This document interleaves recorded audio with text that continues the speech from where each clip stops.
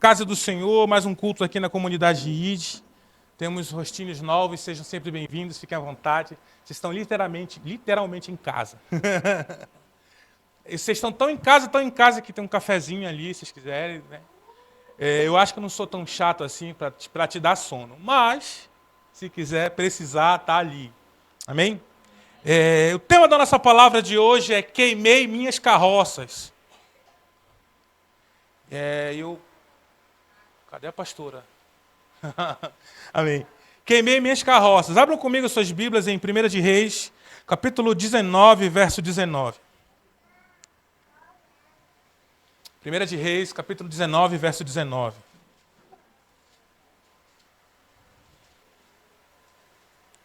Reis 19, 19. Quem achou, diga achei. Amém. Só crente aqui. Reis 19, 19. Aqui está projetado também. Vamos lá. Diz assim o texto da palavra do Senhor. Obrigado. Elias saiu dali e encontrou Eliseu, filho de Safate, que estava lavrando com 12 juntas de boi adiante dele. Ele estava com a 12ª junta. Elias passou por ele e lançou sobre ele o manto. Então disse Eliseu, deixou os bois e correu atrás de Eli e disse, deixa-me beijar meu pai e minha mãe, então o seguirei. E ele respondeu, vá e volte, pois já sabes o que eu fiz com você. Eliseu voltou para trás, pegou as juntas de bois, o sacrificou. E com os equipamentos dos bois, cozinhou a carne e deu ao seu povo. E eles comeram. Então, se levantou, seguiu Elias e o servia. Você pode fechar seus olhos para a gente orar? Senhor, muito obrigado, Deus, por essa noite, por essa palavra. Nós nos colocamos debaixo da cruz, atrás da cruz do Senhor. Te pedimos que o teu sangue venha cobrir o nosso entendimento e a nossa mente hoje, trazendo liberdade para que a tua palavra possa achar uma terra fértil em nosso coração. E que a graça do Senhor se derrame sobre nós, trazendo revelação. Não só um acréscimo de conhecimento, Senhor, mas uma revelação que traz transformação na alma e no espírito. Assim nós oramos e te agradecemos em nome de Jesus. Amém. Meus amigos, o chamado do Eliseu está ligado a um cenário de dificuldade para Elias. Ao contrário do que muitos pregam, Elias não estava atrás de um discípulo. Elias não estava discipulando Eliseu.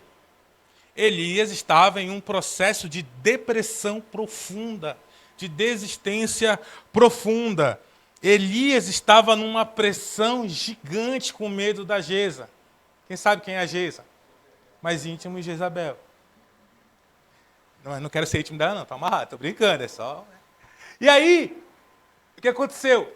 Ele estava debaixo de uma pressão dentro de uma caverna, e no mesmo capítulo eu quero te mostrar 2 versos repetitivos, o 10 e o 14. No mesmo capítulo 19 de 1 Reis, ele chega diante de Deus e diz, tenho sido zeloso pelo Senhor, Deus dos exércitos, porque os filhos de Israel deixaram o teu pacto, derrubaram os teus altares e mataram os teus profetas à espada. E eu somente fiquei e buscam a minha vida para tirar. No verso 14, ele tem uma experiência com Deus, ele espera Deus no trovão, e Deus vem na brisa suave e começa a ministrar o coração dele. Quando Deus vem então na brisa suave, começa a falar o coração dele, sabe o que ele fala? Ele repete, ele fala, tenho sido zeloso para com Deus dos exércitos, porque os filhos de Israel deixaram o teu pacto, derrubaram os teus altares e mataram os teus profetas à espada, e eu somente fiquei e buscam tirar a minha vida. 2 vezes o Elias, ele pede socorro. Fala, Deus, não ficou ninguém, estou mal, estou ruim, querem me matar, tem uma mulher atrás de mim, feito louca. E aí ele começa a dizer as coisas para o Senhor, e aí Deus o repreende e diz, olha filho, ainda tem 70 que não mancharam as suas vestes, e Deus começa a confortá-lo. Mas sabe o que é mais interessante nesse texto? É que Deus aceita a rendição de Elias. Deus aceita. Elias diz, olha, para mim não dá mais. E Deus diz, tudo bem. Tudo bem. Vamos fazer o seguinte? E aí é o texto que nós lemos no começo. Ele fala, você vai sair daqui. Você vai em tal lugar, vai ungir fulano, vai ungir ciclano. E aí Deus fala, você vai ungir Eliseu no teu lugar. Deus começa a dizer para ele, olha, tudo bem, fim de carreira, então vamos lá, vai ungir Eliseu no teu lugar. E aí temos vários pontos aqui,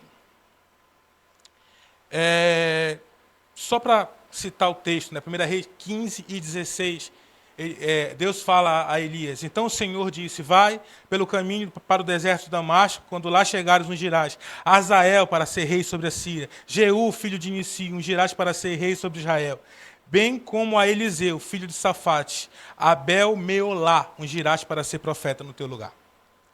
Então, aqui nós temos vários pontos que a gente pode abordar, mas eu queria te levar a pensar num ponto muito interessante aqui. A gente viu, né, que Deus respeita o limite de cada um.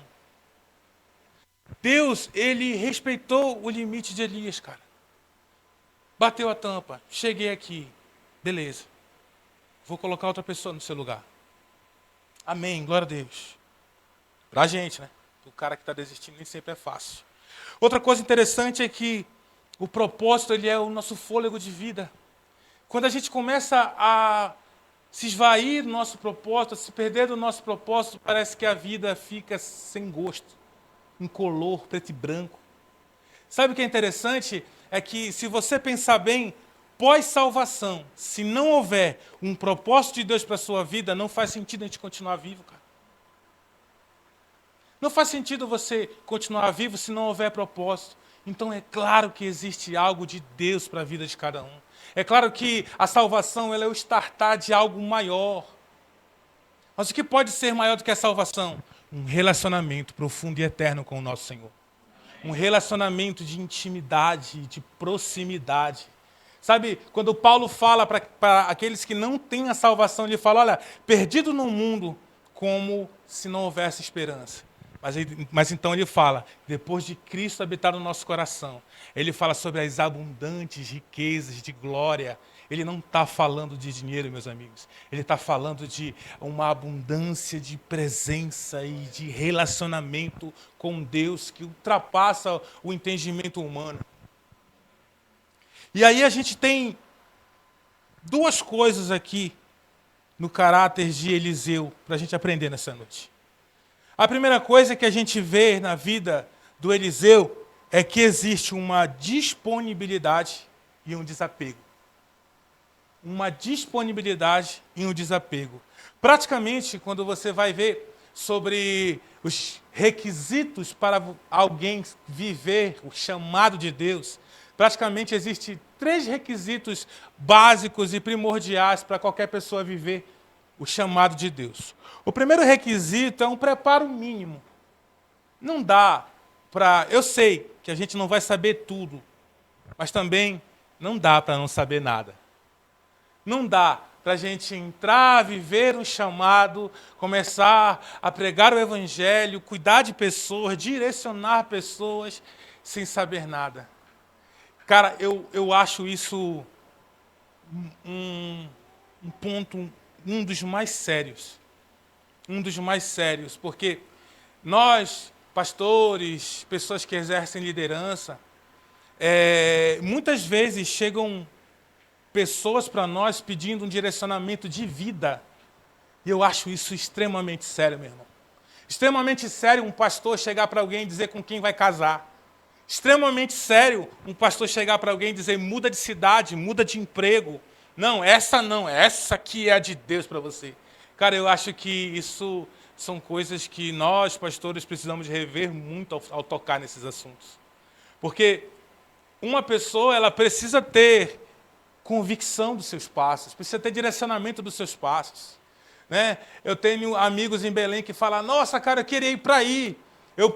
E tem uns doidinhos que eu tenho certeza que se eu disser, mano, vem, bora, vai, eu acho que o cara vem. Só que eu tenho medo de dizer, vem, e o cara se dá mal aqui. Porque a palavra que eu tenho para a minha vida e para Gominas é uma. Eu não posso pegar a palavra que Deus falou para mim e dizer, é para ti também. E vamos lá. Cara, eu acho isso muito sério. Mexer com a vida, com a família, é muito sério. Então, a segunda coisa que eu vejo que é base para um chamado é o querer. Né? A galera do militarismo fala assim, para ser caveira tem que ter muita querência. Eles usam essa frase, né, as tropas de elite. tem que ter muita querência, tem que querer muito. E eu vejo alguns irmãos, amigos, falando assim, eu não queria não, Deus me colocou aqui. Cara, para, mentir é feio. Porque não dá para fazer sem querer, meu irmão. Não dá para você entrar e mergulhar numa vida com Deus de profundidade sem querer. Sem querer, tropecei por um olho, sou pastor, acredita? Não foi assim. Não é assim. E a terceira coisa é a disponibilidade. Temos hoje uma igreja, eu falo no contexto geral, muito ocupada em afazeres. Nós estamos lotados e lotados de eventos. Nós estamos lotados com a agenda cheia de coisas que Deus não pediu para fazer. E aí o que é louco? A gente pensa que o muito fazer é estar vivendo chamado. E tem muitos direcionamentos na Bíblia que o Senhor diz, para e senta. E a gente precisa entender isso, porque a gente, por exemplo, a gente vê as igrejas afundando em algo chamado entretenimento. Vamos entreter o povo, vamos fazer torneio de futebol, vamos fazer corrida, vamos dar uma banana e um copo d'água e mandar correr 7 quilômetros, vamos fazer um monte de coisa, sabe? E, cara, isso está tudo bem, tá legal, beleza, né? Igreja fit, massa. Mas se isso está ocupando lugares importantes, então está algo disfuncional aí. Se a igreja que deveria instruir o seu povo, em vez de instruir, está correndo, está jogando futebol, então tem algo errado aí. Então, se a igreja que deveria estar direcionando ou abençoando a sua comunidade e está trocando isso por entretenimento, o que acontece é que quando acabar o entretenimento, aquelas pessoas que vieram por ele irão com ele também. As pessoas dizem assim, jovem gosta de balanço, luzes, fumaça, cara, porque lá no mundo ele tem isso. É por isso que ele saiu de lá para vir para cá, meu irmão. Não estou dizendo que a gente não pode festejar, que a gente não pode brincar. Eu estou dizendo que a gente não pode trocar de lugar. A gente não pode fazer a coisa ficar disfuncional. Porque a igreja precisa estar disponível para o seu Senhor. Precisa. Aleluia. Vai ser um pregador. Logo, logo nós teremos a nossa salinha de crianças. Amém? Quem crê? Nós vamos abençoar muitas crianças, cara. É o meu sonho que a comunidade ID seja um lugar de bênção para as crianças. Amém? Quem crê? Vamos conseguir. Então, o entretenimento na vida cristã é uma das coisas que faz você perder tempo de qualidade com o Senhor. Faz você perder disponibilidade. Por exemplo, a gente vê que Atos capítulo 2, verso 42, eles falam o seguinte, e perseveraram na doutrina dos apóstolos e na comunhão, no partir do pão e nas orações. A gente faz brincadeira? Faz. A gente tem comunhão? Bastante. A gente parte o pão? Meu irmão, quantos pães? Mas e a oração? E a parte que faz a diferença? E a parte que pode mudar? Porque ter comunhão é legal. Não quer dizer que a gente está jogando futebol com todos os irmãos da igreja, que isso é comunhão. Não quer dizer que a gente está correndo junto, está fazendo alguma coisa junto com o irmão da igreja, que isso é uma santa comunhão. Tem mesa de crente que Jesus não está. Então, qual o nosso dever? É estar disponível ao Senhor. Essa disponibilidade precisa vir para fora, assim, no bom sentido, nesse ano de 2026. A gente precisa estar atentos. Sabe, Eliseu, ele estava trabalhando e cuidando dos seus pais. A Bíblia diz que ele estava trabalhando e que ele tinha responsabilidade com os seus. Tanto que quando ele sacrifica os bois, ele faz um churrasquinho para os seus. Ele se despede dos pais, ele presta conta. Sabe, quando o Senhor traz uma nova direção para nós, a gente precisa atender de bate-pronto. Sabe, quantos de nós temos sido vagarosos ao ouvir o Senhor? Quantos de nós somos procrastinadores com a voz de Deus? Sabe, Deus falou uma, Deus falou duas, Deus falou três, e a gente está lá, tá. Segunda-feira eu começo o meu plano de leitura. Tá, não, amanhã eu faço.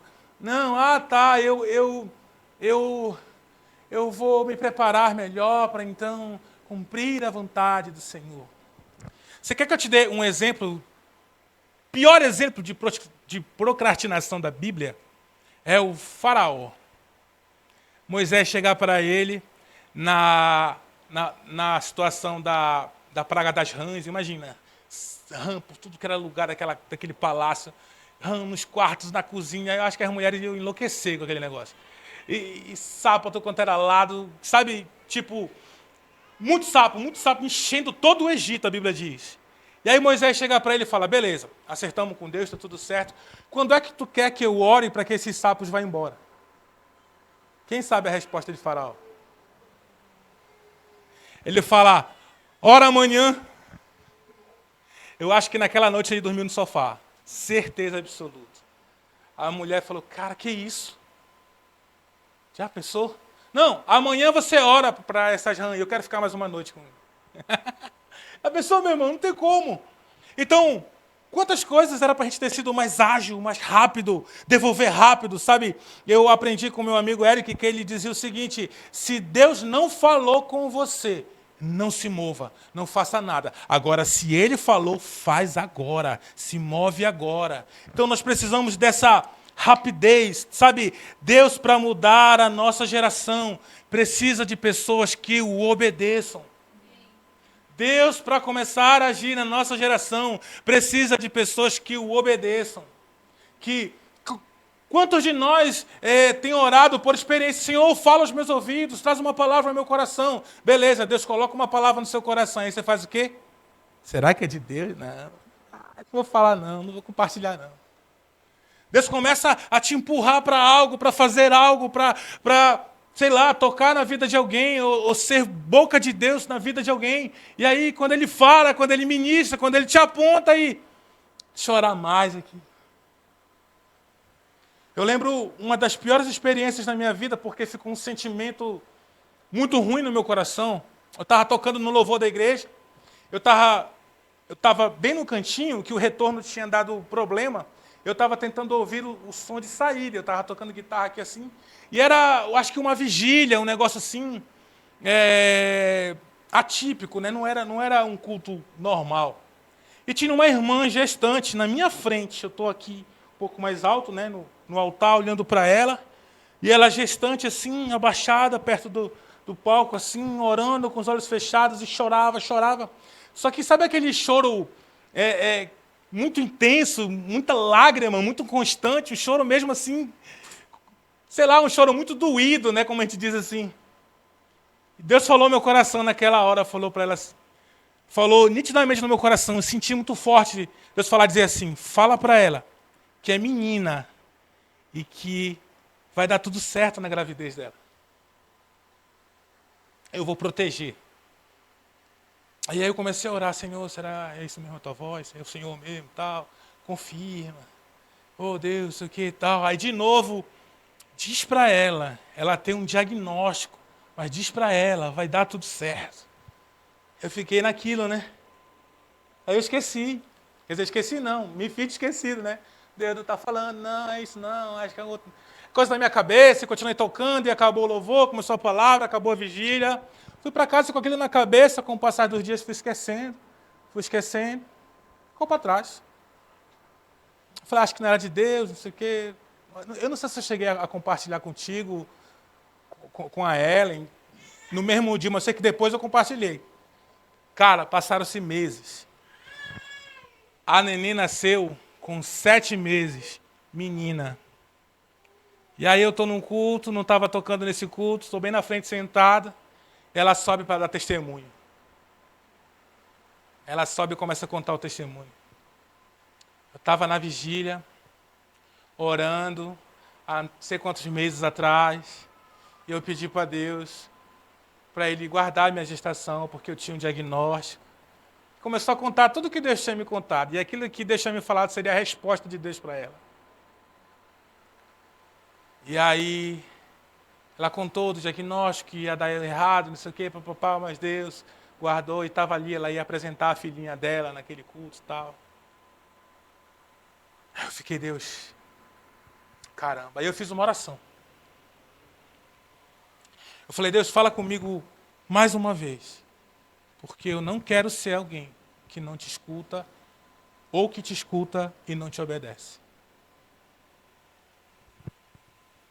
E aí eu lembro que estava no sinal, alguns anos depois, na moto, e aí, do nada, eu lembrei dessa história. Aí eu fiquei, amém. E daí para frente, já tive várias experiências com a voz de Deus me direcionando, me dizendo palavras de conhecimento, palavras de sabedoria, fluindo nisso. Nesse dia no sinal, foi muito interessante, que eu estava assim, a Ellen aqui atrás, e do outro lado, se você conhece Belém, a Almirante Barroso tem 4 pistas, lá do outro lado tinha um homem andando encurvado, e ele andava assim, bem devagarzinho. E aí, né, bem assim, no cruzamento, Deus falou no meu coração, vai lá e ora por ele. Aí eu falei, eita, que coisa legal. E aí eu comecei, se ele atravessar para cá, porque é de Deus. Se for para cá, não é, porque eu vou ter que ir para lá. E aí eu comecei com aquelas meninices, sabe, de gente que não quer ouvir Deus. Não, se passar um Fox vermelho, brincadeira. Aí eu comecei nisso, cara, e aí tudo que eu falava acontecia. Eu falei, Senhor, se ele atravessar para cá, eu vou orar por ele. O cara atravessou. Falei, selado, vamos lá. Aí eu fui, encostei a moto e ela, que foi? Eu falei, não. Aí ela olhou pro cara e falou, tá, já sei, vamos lá. Aí a gente foi orar por ele, coloquei a mão na costa dele, comecei a orar a primeira vez. Aí ele, obrigado pela oração, eu estou indo ali pro hospital. E eu falei, mas e aí, como é que tá a dor? Ele falou, cara, tá doendo ainda. Mas, aí eu falei de 100%, ele falou, uns 90%. Eu falei, opa, 10% para mim é demais. Aí eu orei umas 3 vezes por ele, e no fim ele estava reto e a gente estava andando junto no sentido do hospital para ele se consultar. Cara, não é que Deus parou de fazer, a gente só parou de obedecer. Os milagres ainda continuam acontecendo, as direções ainda continuam acontecendo. Agora, não adianta a gente orar, cadê o Deus de Moisés que abre o mar? E Deus pergunta, cadê os homens como Moisés dispostos a obedecer a minha voz? Cadê os homens valentes, guerreiros como Josué? Sabe, a gente precisa voltar a obedecer a Deus. Quantas vezes, sabe, a gente precisa fazer igual o menino Samuel, que ele só dizia, eis-me aqui, Senhor, fala que o teu servo ouve. Eis-me aqui, Senhor, estou à disposição. Estou à disposição. Sabe, quando você começa a olhar para o livro de Isaías, você vê Deus clamando. Quem já viu o clamor de Deus em Isaías capítulo 6? Deus fala para os anjos e diz assim, a quem enviaremos? A quem há de ir por nós?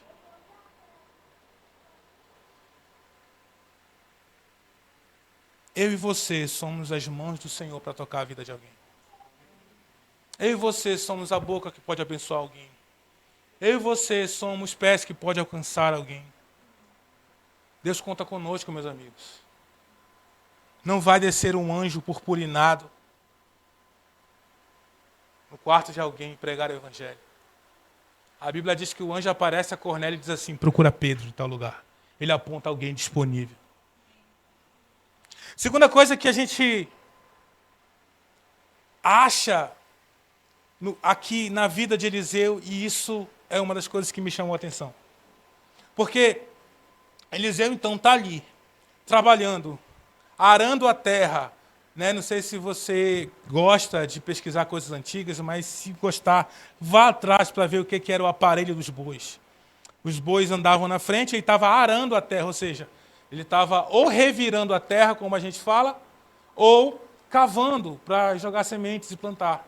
E aí tinha todo tipo uma carroça triangular, onde o boi ia puxando e ele ia, né, ali fazendo aquela movimentação de forma manual para trabalhar a terra.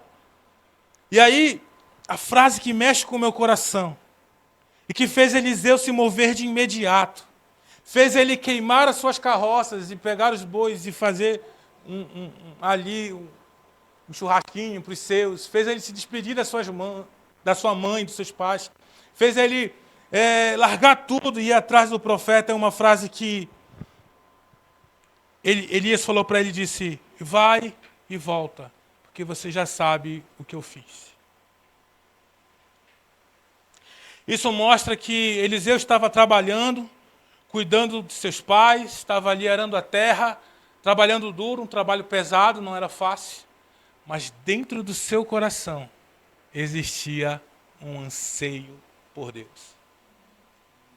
Dentro do coração dele, ele estava com os discípulos à beira da praia, jogando suas redes, e eles escutaram a frase: vem e me segue. Cara, tudo que aqueles caras queriam ouvir essa frase. E esse anseio no coração do Eliseu, dentro desse coração existia um desejo pelo Senhor. Eliseu não queria ser Elias, Eliseu queria o que Elias tinha, e isso é um ponto muito poderoso.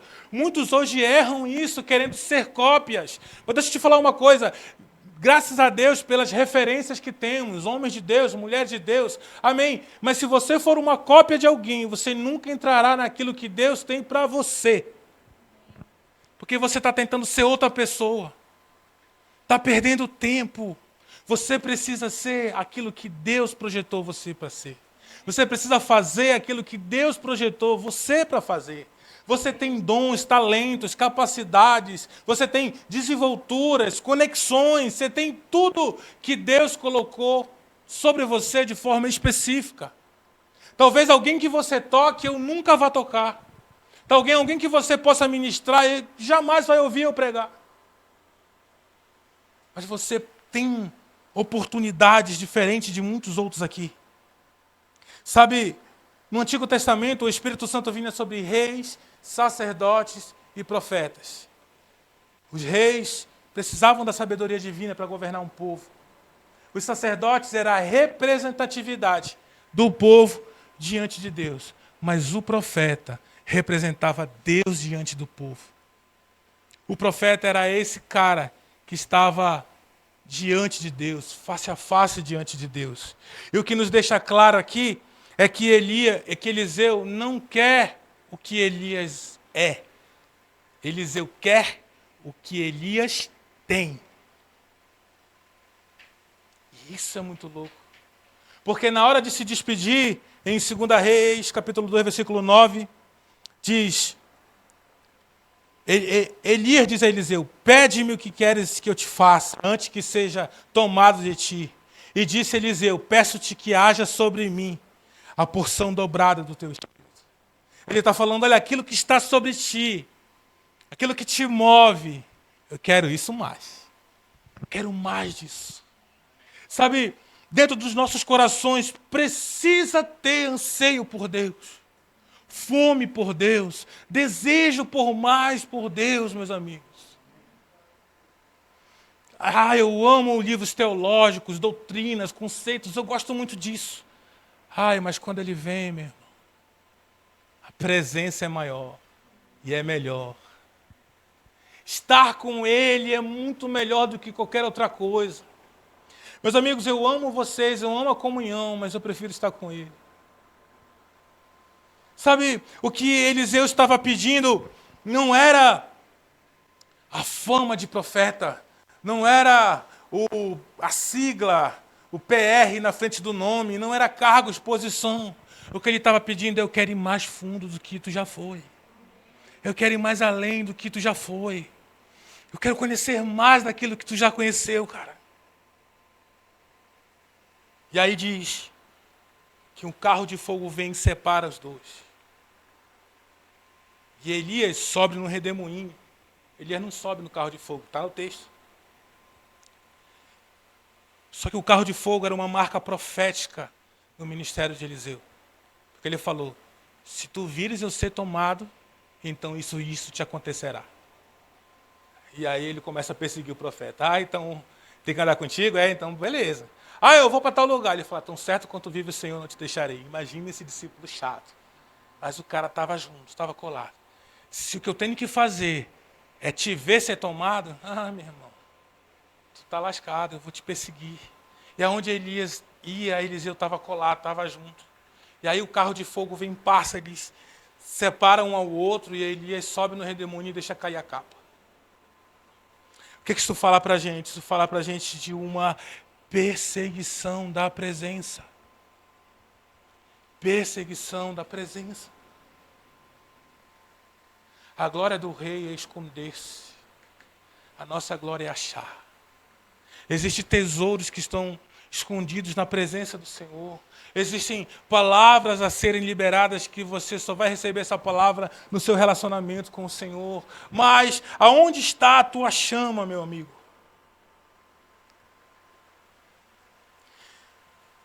Deus não responde o teu choro. Deus não responde a tua barganha. Não é um envelope que vai te fazer ser íntimo de Deus. Não é uma campanha que vai te fazer caminhar com o Senhor. É a tua fome e a tua sede. É a tua fé que vai te levar para mais próximo dele. Jesus disse, olha, bem-aventurados que têm fome e sede, porque eles serão satisfeitos.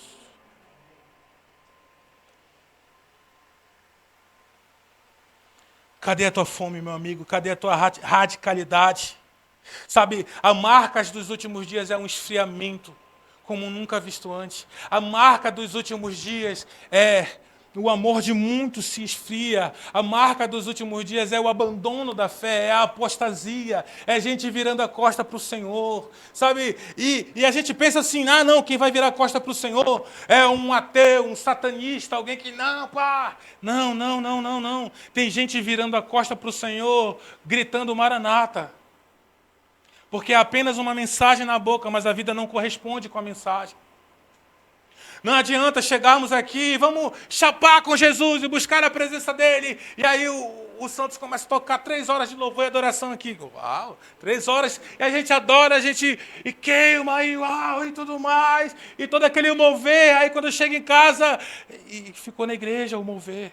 No outro dia de manhã não tem fome, não tem sede. É a mesma coisa de que um casal vai para o jantar de casais, aí ali o pastor começa, olhe para sua esposa, aí o cara, dá um beijinho nela, aí dá um beijinho, agora dá um abraço, e não sei o quê, diga eu te amo, e aí fica aquela coisa, aí volta para casa, cada um para o seu quarto, cada um para o seu celular, cada um para a sua vida. Amém, JP? Sabe, não adianta, a vida com Deus não é momentos, é uma vida.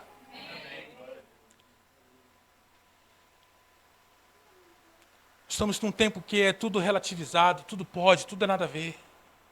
Nada a ver. Nada a ver isso, nada a ver aquilo, nada a ver aquilo outro. Deixa eu te falar uma coisa. Ele virá como um ladrão. A hora e o dia ninguém sabe.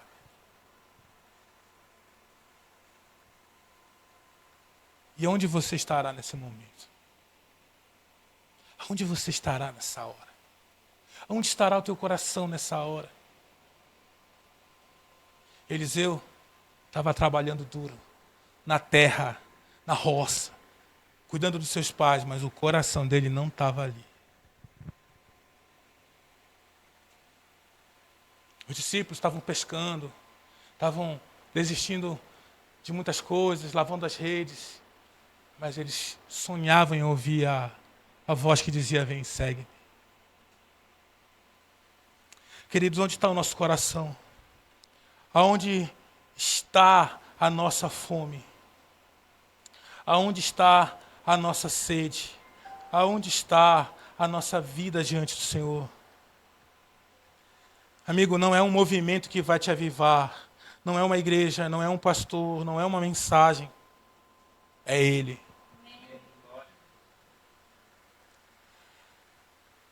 Muitos falam esse versículo de João 6:68 errado. As pessoas dizem, para onde eu irei? A música diz, para onde eu irei se só tu tens palavra de vida eterna? Mas a Bíblia não diz para onde, a Bíblia diz, a quem eu irei? Para quem eu vou? Porque aonde não faz a diferença. Se Ele estiver, Não importa se é uma igreja grande, se é dentro de uma sala. Não importa se é numa praça, não importa se é no teu quarto, no teu escritório, sei lá, na tua faculdade. Se Ele estiver. Conta a história que ele passava pelo leprosário. 10 leprosos passam no caminho. Só um voltou para adorar, mas 10 foram curados. Não há como continuar enfermo na presença dele. Não há como continuar frio na presença dele. Não há como continuar inerte, preso, parado, fixado num lugar na presença dele. O livro do Espírito Santo se chama Atos dos Apóstolos. Ah, meu irmão, quando você começa a caminhar com ele, ele vai sacudir tanto o teu coração que você vai começar a se mover com coisas que talvez você nunca imaginou. Sabe, e mesmo que te julgue, te xingue, aponta o dedo. E uma das coisas que é mais louca quando o crente começa a ser cheio do Espírito Santo, sabe como é que é? É o passado começa a vir à tona. Porque o inimigo, ele vai começar a dizer assim, não, como assim o Paulo avivado? Não, tu era assim, assado, cozido, fazia isso, aquilo, outro. Como assim o Paulo agora é crente, lendo Bíblia? Que isso, cara? Não, como assim? O Shell crente? Conheço o Shell das antigas. Gabriel? Não pode. Pode. Porque ele nos tirou do império das trevas, nos transportou para um reino do Filho do seu amor. Sabe, aquilo que era vergonha, hoje vai trazer glória ao nome dele. Sabe, o gadareno, para homem nenhum tinha jeito, mas diante de Jesus ele estava sã, vestido e comendo com os apóstolos. Sabe, e depois esse homem impactou Decápolis, um conjunto de 10 cidades com o testemunho dele. Aquilo que para os homens é impossível, para Deus é possível. A diferença é, ainda tem anseio no seu coração? Você ainda sonha com a glória de Deus? Você ainda sonha com o avivamento? Sei que talvez não é como a gente queira, mas se Deus não avivar esse mundo, o teu país, se Deus não avivar a tua cidade, mas o teu coração não escapa, se entrega para Ele para você ver. Eu quero encerrar com 2 textos aqui, Isaías 6,55, que diz: buscai o Senhor enquanto se pode achar, invocai-o enquanto está perto. Salmos 145 nos diz: perto está o Senhor de todos os que invocam o seu nome, e de todos que o invocam com verdade. Que esse ano de 2026 haja fome no nosso coração. Que o Senhor, ao passar por nós nessa comunidade, encontre corações famintos. Que o Senhor, ao passar por nós, possa olhar para mim e para você, corações incendiados de amor por Ele. Porque no fim, meu amigo, que vai te se manter de pé na fé é o quanto você o ama e o quanto você o conhece.